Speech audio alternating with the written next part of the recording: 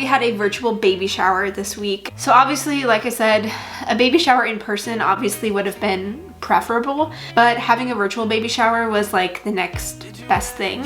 Hey guys, I'm Marissa and welcome back to my channel. Today I'm sharing my 35-week pregnancy update as we are rounding out like the end of this pregnancy, which is crazy. So I will be sharing the symptoms that I've experienced as well as baby prep that's happened and also show you that bump shot. But before we get into it, don't forget to subscribe to my channel for more videos to come. As I'm nearing the end of my pregnancy, I have a lot more fun pregnancy videos to be sharing with you guys, so definitely stay tuned. So I've been sharing my pregnancy journey here on YouTube since the very beginning, and I've been sharing these weekly updates here on YouTube, and it's followed the same format of sharing the symptoms and all of these sorts of updates. So I will leave a link to my pregnancy playlist down below and also like in the card up above if you want to check out more of these weekly update videos depending on which week I'm at. So to start off, let me figure out how big this baby is with my app.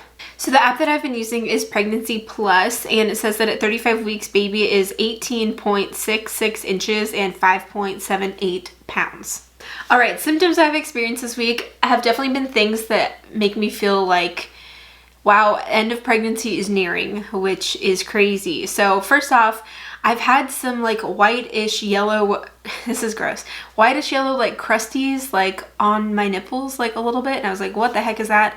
And now I am thinking that that's like colostrum that's like dried to my nipples.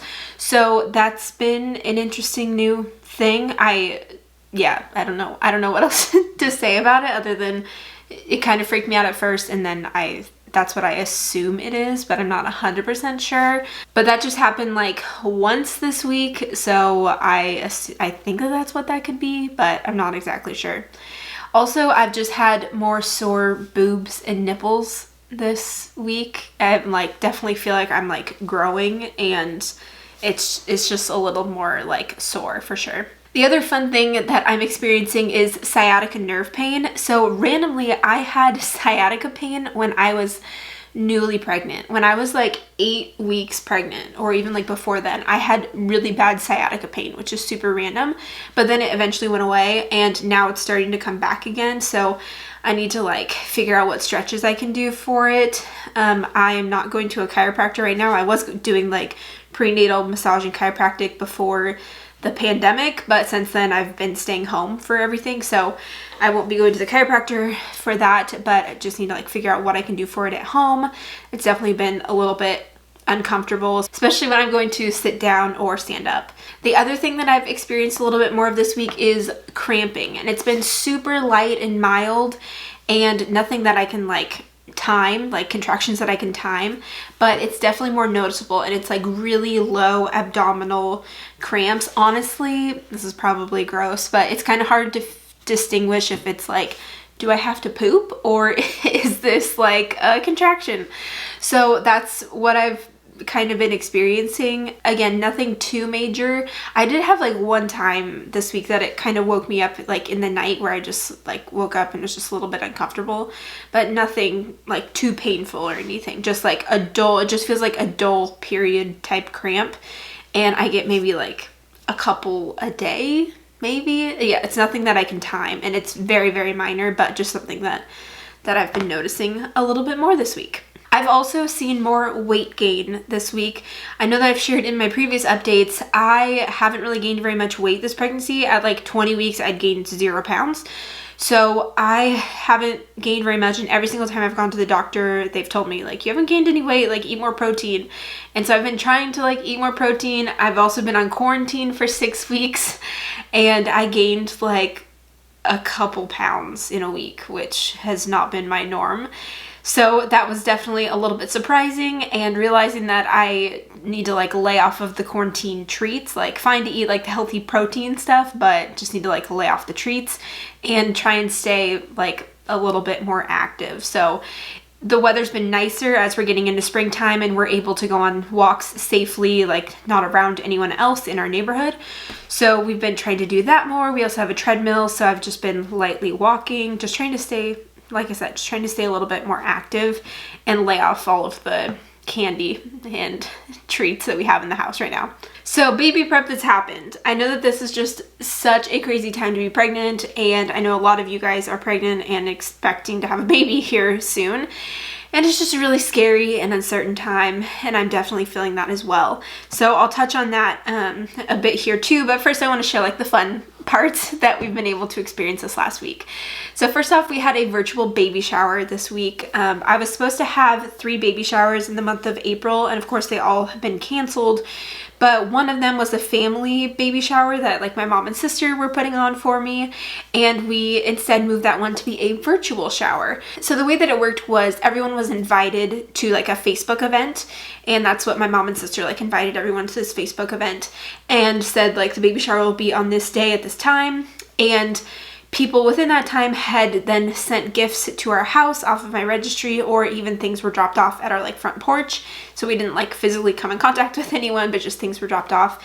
And then on the day of our shower and the time of the shower, we then started a Facebook live stream inside that Facebook event. So we were able to virtually host a shower. And so what we did was we opened up all the gifts that people had sent us, and then we also played like one little game where I was just like, hey, what time and day do you think the baby's going to come?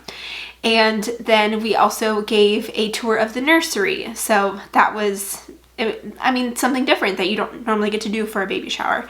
So the great thing about being able to do it on Facebook Live was that people were able to have some interaction. So I was able to like ask questions, and people were able to respond in the comments, or people were even able to ask me questions or like comment and be like, oh, that's so cute, and like be able to interact with it more. So that made it, you know, a bit more fun. I will say that day for me was really emotional. One, because I'm 35 weeks pregnant, and 2, just because like realizing that it wasn't supposed to be this way. And I think that we're all kind of feeling that of like, even though the virtual baby shower was so awesome and it was so much fun, like obviously I would have preferred to have it in person. I would have preferred to see people and, you know, get to have more of that like physical interaction, and just knowing like we don't get that, and also just realizing like this is like the fun parts of pregnancy that we were planning for, that we were hoping for, and it now just looks a lot different. So obviously, like I said, a baby shower in person obviously would have been preferable, but having a virtual baby shower was like the next best thing. So I am really grateful that we did get to do it, and it was really fun to like be there with all family. I also cried because I just felt so overwhelmed with like the generosity of people who would like send us gifts and be there for us, especially during this crazy time when people have so many other things to be, you know, worried about and planning for right now. So I just felt so grateful of everyone's like love and support, especially during this time. So it was a really great time, and it was just like different obviously than we planned, but I am grateful that we got to experience it. We also began packing our hospital bag this week, and I want to get that finished like within the next couple days. So we got it started with putting things in there that we know like we're not going to use between now and having baby. I've also ordered a couple things on Target just to have extras of that I can just pack in my bag right now, so that I won't have to like pack things last minute. But I also realized that there are going to be some things that we're not going to be able to pack right now. We're gonna have to wait a little bit. So I've also made a list to put on top of the bag to say like, make sure these things are in the bag before you go to the hospital. So I have my little checklist there, and we're getting all of that ready. I know I talked about how I initially wanted to have like a super cute hospital bag, like being the first time mom and everything, and now with the pandemic, I'm like, I really don't care. So yes, I have packed my hot pink hospital bag, and I'll do a video showing you all the things that I plan to put in my hospital bag, so wait for that to come up. Once I finish the bag, I'll film the video. So that was like another thing that was like really solidified. Oh my gosh, this is real. Like we're having a baby in like 5 weeks, which is crazy. We also finished our registry, like we used our completion coupon on our Target and Amazon registries. So we've now, I think, bought all the things that we're going to need for baby. I did this a little bit earlier just because shipping has been really delayed right now given the circumstances, so I just wanted to make sure that I had these things, had these necessities before baby was here. And I'm glad that I did, because on Amazon it looks like some things aren't going to be here until like a week or 2 before my due date, so I'm glad that I did that early. So we used my completion coupon, which was like 15% off, which is great, and I think that we're going to be going to be ready, which is exciting. Okay, I also had a doctor's appointment this week, and if you guys follow me on Instagram, then you saw about it, but I was like an emotional wreck after the doctor's appointment, to be quite honest. So it was my 34-week appointment, which is at my when I'm 34 and a half weeks. So I now have to go to all my doctor's appointments by myself, which I've done now for the last month. I think since my 32 was my first one that I had to go to by myself. So Jacob doesn't get to go with me, but I went to my doctor's appointment and everyone was wearing masks, doctors and nurses, and they did comment about my weight, that I gained a little bit too much weight this last week, so I need to lay off the quarantine treats. And besides that, baby's looking really good. My health was looking good. They also weren't concerned about my weight gain because I've gained like 16 pounds this whole pregnancy, I think. So they were fine with that. And then most of my appointment was just kind of basically getting information on what the new normal looks like right now and what I can expect for having this baby. So basically what I was told, and some of this I knew beforehand, was Jacob right now can be the only one with me at the hospital, which I've known that for the last month. And that in itself has like made me sad to think like my mom can't be there and we also can't have visitors afterwards. But it sounds that Jacob will still likely get to be there. I know that some moms have even had to deliver on their own, which is heartbreaking. And so I am grateful that Jacob will get to be with me. Okay, side note, isn't it just the weirdest thing that 6 months ago, like in my mind I was planning of like, okay, like things that could not go to my plan. Okay, like I could have to have a C-section. Okay, just like be mentally prepared for that.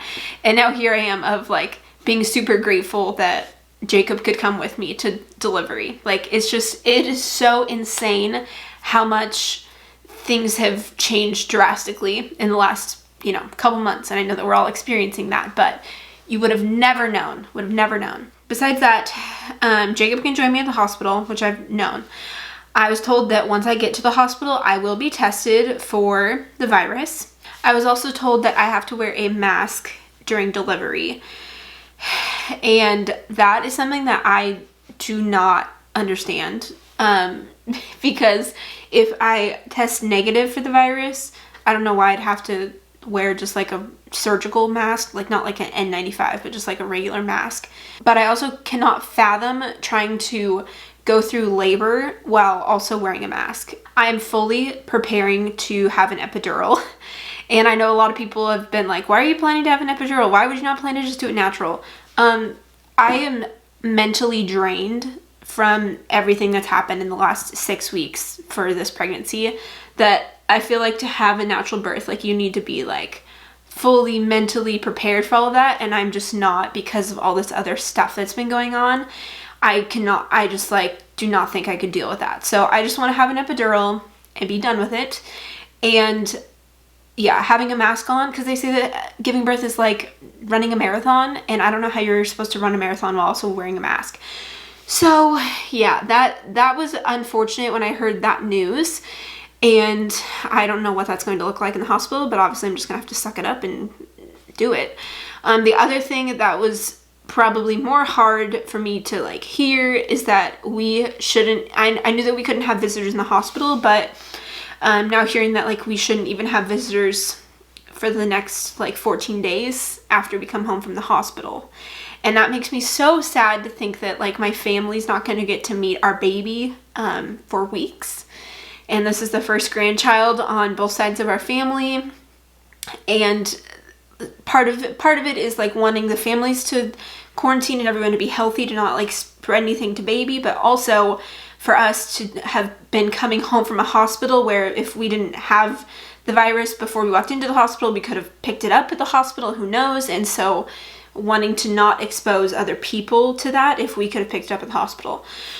So I don't know where all of that stands. I was so heartbroken about it, and I like cried for hours that night because it makes me so sad that like my mom couldn't be there at delivery, and now my mom may not be able to see my baby for 2 weeks. That's what's been the hardest for me, honestly. So I know that we still have time. I know that we have 5 weeks. I don't know how much is going to change in 5 weeks, how much better or worse the situation is going to be. So we're just gonna have to play it by ear, and I don't want to completely write it off that we're not gonna be able to see our family for 2 weeks, but I'm also just trying to mentally prepare myself that that could be like the worst case part of it.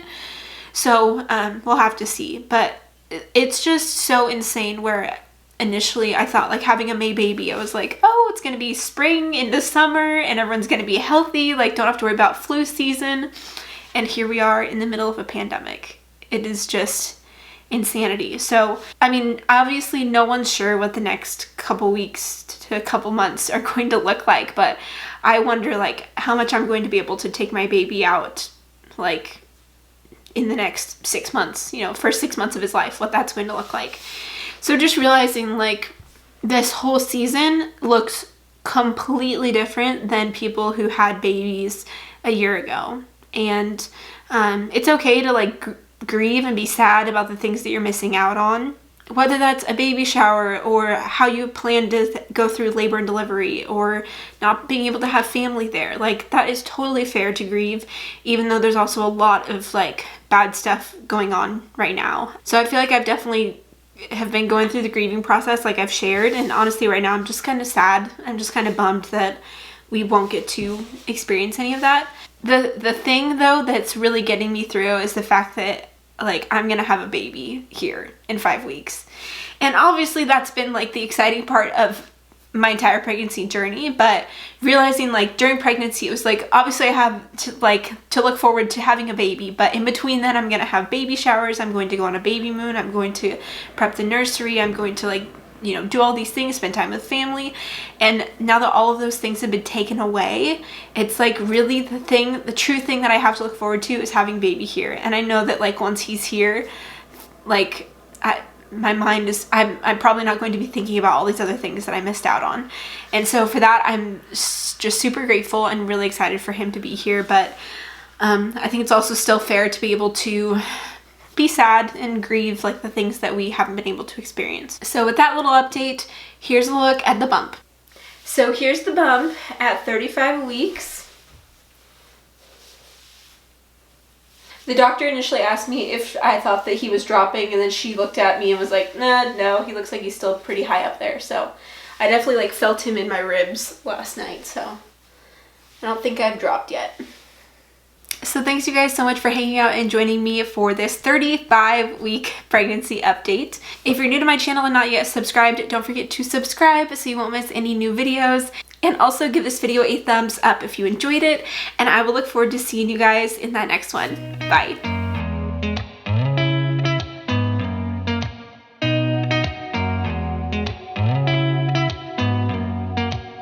Did you ever stop